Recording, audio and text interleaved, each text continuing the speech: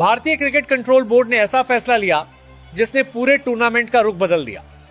बीच world cup में अचानक दो नाम टीम इंडिया से जुड़ गए, युवा सनसनी वैभव सूर्यवंशी और अनुभवी दिमाग श्रेयस अय्यर। ये सिर्फ टीम में बदलाव नहीं है, ये संदेश है। संदेश ये कि भारत हार से घबराने वाली टीम नहीं बल्कि हार से सीखकर खुद को बदलने वाली टीम है।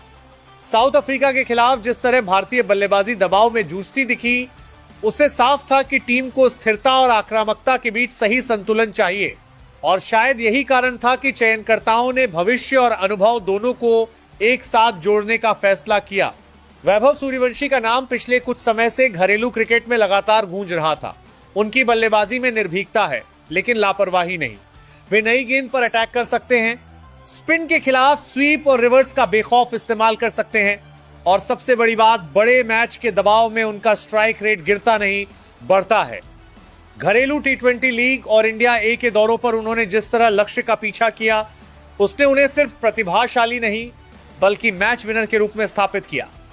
साउथ अफ्रीका के खिलाफ हार में भारत की सबसे बड़ी समस्या यही थी कि पावर प्ले में गति नहीं मिल पाई और बीच के ओवरों में रन रुक गए। सूर्यवंशी इसी गैप को भरने के लिए लाए गए हैं। दूसरी ओर श्रेयस अय्यर का चयन भावनात्मक नहीं, रणनीतिक है। श्रेयस का अनुभव बड़े टूर्नामेंटों का है। उन्होंने एशिया कप, वर्ल्ड कप और आईपीएल जैसे मंचों पर दबाव झेला है। उनकी खासियत है स्पिन के खिलाफ सहज बल्लेबाजी और पारी को एंकर करने की क्षमता।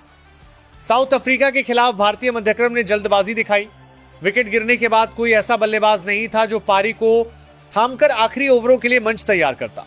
अय्यर की वापसी इसी कमी को पूरा करने के लिए है।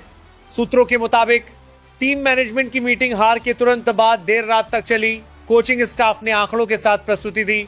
Power play strike rate, middle over dot ball प्रतिशत, स्पिन के खिलाफ रन हर विभाग में भारत पिछड़ रहा था। कप्तान और चयनकर्ताओं के बीच लंबी चर्चा के बाद यह तय हुआ कि जोखिम उठाना होगा। बीच टूर्नामेंट में बदलाव आसान नहीं होता, लेकिन खिताब जीतने के लिए साहसिक फैसले जरूरी होते हैं। वैभव सूर्यवंशी की एंट्री से टीम को लेफ्ट राइट कॉम्बिनेशन का विकल्प भी मिलेगा। अगर वे ओपनिंग करते हैं तो विरोधी कप्तान को गेंदबाजी बदलनी पड़ेगी। अगर उन्हें नंबर 3 या 4 पर भेजा जाता है तो वे आक्रामक एंकर की भूमिका निभा सकते हैं। उनकी फिटनेस शानदार है और फील्डिंग में भी वे अतिरिक्त ऊर्जा जोड़ते हैं। आधुनिक क्रिकेट में यह बहुत अहम है। श्रेयस अय्यर के आने से ड्रेसिंग रूम में शांति और स्पष्टता आएगी। वे उन खिलाड़ियों में हैं जो मुश्किल हालात में भी चेहरे पर घबराहट नहीं आने देते। उनकी कप्तानी समझ भले इस टूर्नामेंट में सीधे इस्तेमाल न हो, लेकिन रणनीतिक चर्चाओं में उनकी मौजूदगी बड़ा फर्क डाल सकती है। युवा खिलाड़ियों को मार्गदर्शन मिलेगा और बल्लेबाजी क्रम को दिशा। ये फैसला आने वाले मैचों के संदर्भ में और भी महत्वपूर्ण हो जाता है। ग्रुप चरण में भारत को अब हर मैच लगभग नॉकआउट की तरह खेलना होगा। Net run rate, points table और मनोबल तीनों दांव पर हैं। ऐसे में अनुभव और ऊर्जा का यह मिश्रण टीम को नई पहचान दे सकता है। हालांकि सवाल भी उठ रहे हैं, क्या बीच टूर्नामेंट में बदलाव टीम के तालमेल को प्रभावित करेगा? क्या नए खिलाड़ी तुरंत परिस्थितियों में ढल पाएंगे? लेकिन क्रिकेट अनिश्चितताओं का खेल है। कई बार साहसिक निर्णय ही इतिहास लिखते हैं।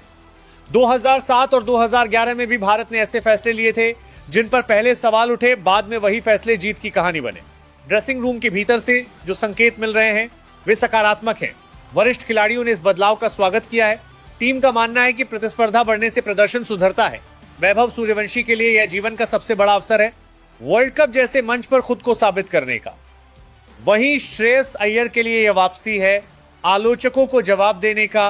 अब निगाहें अगले मुकाबले पर टिकी हैं। क्या यह नया संयोजन भारतीय टीम को नई दिशा देगा? क्या हार की चोट जीत की भूख में बदल पाएगी? इतना तय है कि भारतीय क्रिकेट ने स्पष्ट कर दिया है, वह जोखिम लेने से नहीं डरता।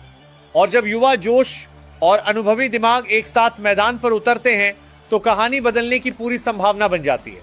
साउथ अफ्रीका से मिली हार एक अध्याय थी, लेकिन टूर्नामेंट की किताब अभी बाकी है और इस किताब में वैभव सूर्यवंशी और श्रेयस अय्यर का नया अध्याय अब शुरू हो चुका।